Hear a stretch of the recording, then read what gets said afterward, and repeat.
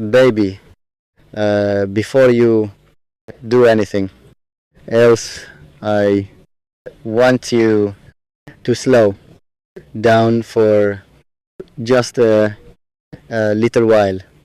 If you're lying in bed, get comfortable. If you're sitting by a window, take one deep breath and stay with me. Tonight isn't about rushing. Tonight is about sharing something that has been sitting heavily on my heart since the evening of July 26.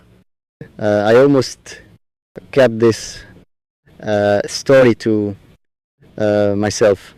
I almost convinced myself that it wasn't important enough to tell, but every time I tried to forget it, I kept hearing the same question inside my mind. What if someone out there needs to hear this tonight?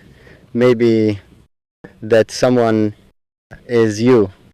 Maybe you've had nights where silence felt louder than words. Maybe you've stared at the ceiling, wondering why life suddenly feels so uncertain.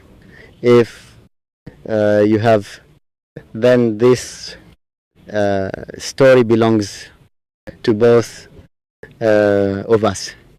3 nights ago, everything seemed perfectly ordinary. The weather was calm. The neighborhood was quiet. Nothing unusual happened. During the day, I finished my work, made myself a simple meal, cleaned the kitchen, and sat down with a cup of tea. It felt like every other evening. I remember smiling for no reason while scrolling through some old photographs. Funny how life can look completely normal just minutes before everything changes. As the sky grew darker, I decided to switch off the television. I don't enjoy too much noise at night. Silence usually helps me think. Sometimes it helps me remember people. Sometimes it helps me miss people. That evening, it made me think about all of you who spend your nights listening to these conversations. I wondered where you were. Maybe you're listening from your bedroom, maybe from a hospital room, maybe while traveling, maybe after finishing a long day that nobody appreciated. I don't No, but somehow, even without knowing your name, um, I felt connected to you. Then something interrupted that peaceful moment. A sound, very soft, almost too soft to notice. At first, I ignored it. Old houses make strange noises. The wind moves things, branches tap against windows. It could have been anything. So I took another sip of tea and tried to forget it. A minute passed. Then I heard it again. This time it was different, closer, slower, more deliberate.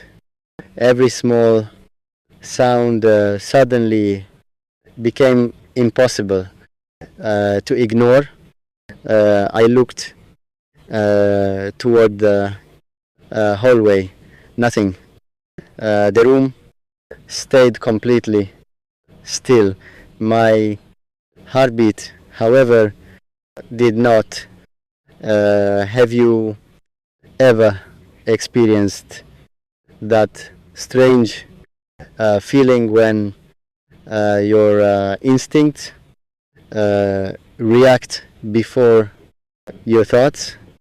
Your mind says everything is fine, but your heart quietly whispers no, something isn't right. That's exactly how it felt. I stood up without realizing it. My hands had already become cold. I walked carefully across the room. Every step seemed louder than usual. The wooden floor creaked beneath my feet. I reached the front window and gently moved the curtain aside. Darkness, only the street light outside. No movement, no person, no explanation. I almost laughed at myself. Maybe I was simply tired. Maybe my imagination was becoming too active. I returned to my chair for a few minutes. Everything became peaceful again. Then came the third sound, not outside the window, not across the street, right outside my front door. I froze completely. Even breathing suddenly felt too loud. I listened. Silence. Then another slow movement. It wasn't someone trying to force the door open. It wasn't shouting. It was simply someone standing there waiting.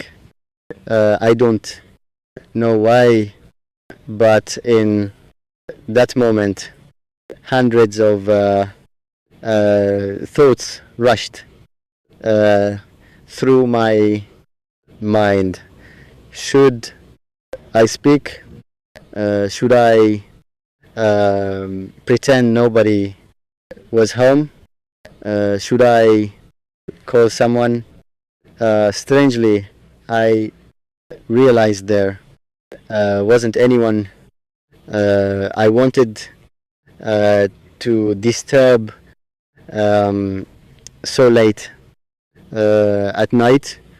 That realization hurt more than the fear itself. Have you ever discovered your loneliness during a difficult moment? It's a strange feeling. You suddenly realize how quiet your world has become. I picked up my phone, not because I had already decided to make a call. I simply wanted something to hold, something that made me feel less alone. I stared at the screen for several seconds. Then another thought entered my mind. You, not someone standing outside, not fear. You, I remembered the messages. So many of you have shared over the months messages about anxiety, sleepless nights, loneliness, heartbreak, hope.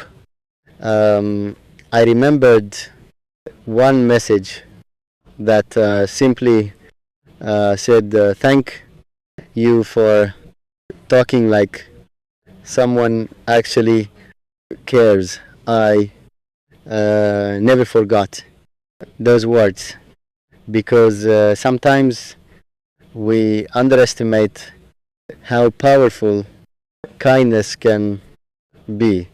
Sometimes a calm voice arrives exactly when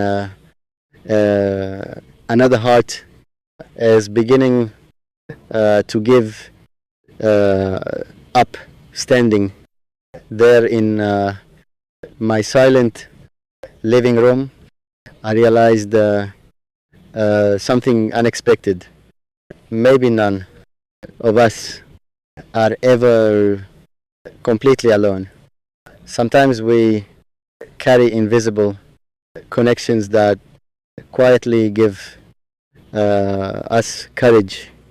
That thought helped me breathe again.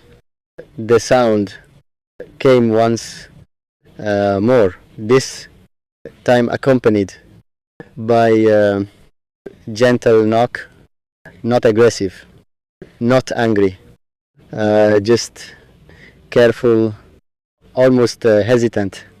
Whoever stood outside wasn't trying to break in, but they also weren't leaving.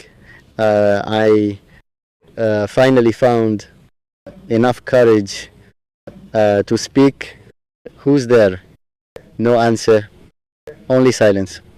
Several long seconds passed. I repeated the question. Still nothing. The silence somehow became heavier than any reply could have been. I stepped backward. My phone remained in my hand. For the first time in years, I seriously consider calling for help. Not because I knew I was in danger, because I simply didn't know. And sometimes uncertainty creates fear much faster than certainty ever could. I looked um, around my quiet home. The familiar walls suddenly felt unfamiliar. The clock continued ticking. Every second sounded louder than the last. Outside, another gentle knock. My heart refused to calm down. I whispered to myself, everything will be okay. Sometimes we say those words because we believe them. Sometimes we say them because we desperately need to hear them that night. It was the second reason. I stood there for what felt like forever, my phone still in my hand, my eyes fixed on the front door. The silence outside had become almost impossible to understand. Whoever had knocked wasn't leaving, but they weren't trying to come inside either. That confused me more than anything. If someone wanted to frighten me, why stay so quiet? If someone needed help, why not simply say so? Questions kept filling my mind faster than I could answer them. I walked toward the kitchen, trying to look through another window that faced the side of the house. Nothing, only the soft glow of the streetlights and the gentle movement of tree branches. The neighborhood looked peaceful, too peaceful. Sometimes the calmest nights hide the loudest emotions. I checked the time. It was later than I had realized. Most people around me had probably already fallen asleep. For a brief moment, I thought about calling a friend. Then I stopped, not because I didn't trust anyone, because I didn't want to worry someone. If this turned out to be nothing, so I stayed where I was, listening, waiting. Another minute passed.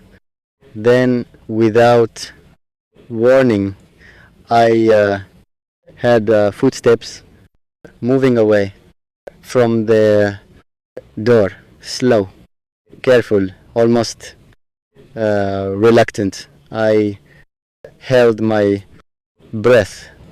Maybe whoever it was had finally decided to leave. Maybe everything was over.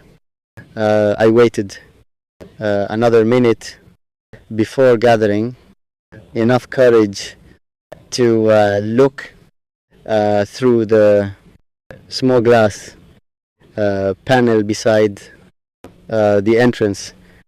At first, I couldn't see anyone. Then, far down the walkway, I noticed a figure standing beneath a tree, completely still, not walking away, just standing there, watching the house. A chill ran through my entire body. I couldn't recognize the face. The distance and darkness made it impossible. The figure didn't wave, didn't shout, didn't move. They simply remained there, almost like they were waiting for something. My heartbeat became louder than the quiet room around me. I realized I couldn't keep guessing. Uncertainty had become more frightening than the truth. So I finally made the call. The person who answered spoke calmly. Their voice didn't rush me. They simply asked me to explain what had happened. As I described everything, I noticed something surprising. Speaking out loud made me feel stronger. Fear grows larger when it stays trapped inside our minds. The moment we give it words, it often begins to lose its power. The operator asked me to stay indoors. They told me help was on the way. Then they stayed on the line with me. That simple decision meant more than they probably realized. There is something deeply comforting about hearing another human voice during a frightening moment, even if they are a complete stranger. Minutes passed. The figure outside still hadn't moved. Then suddenly they slowly raised one hand, not in anger, not in threat, almost like someone asking for permission to speak. I couldn't understand what they wanted. The operator gently reminded me not to go outside. So I stayed exactly where I was. Soon I noticed flashing lights turning onto my street. Relief washed over me. For the first time that evening, I felt like I could finally breathe again. The officers arrived quietly. They listened carefully while I explained everything. Then they approached the person standing beneath the tree. I watched through the window. No shouting, no struggle, only conversation. Several minutes later, one of the officers walked back toward my door. He smiled kindly and said everything is alright. Now, those four words lifted the weight from my shoulders, but I still didn't understand who had been standing outside. Why had they refused to leave? Why had they knocked without speaking? The officer gently explained that the person had no intention of harming anyone. They had been trying to gather the courage to deliver an important message. Fear had kept them frozen in place. Listening to those words made me pause because suddenly I realized something. How many times have we allowed fear to keep us silent? How many important conversations never happen because someone becomes afraid? At the last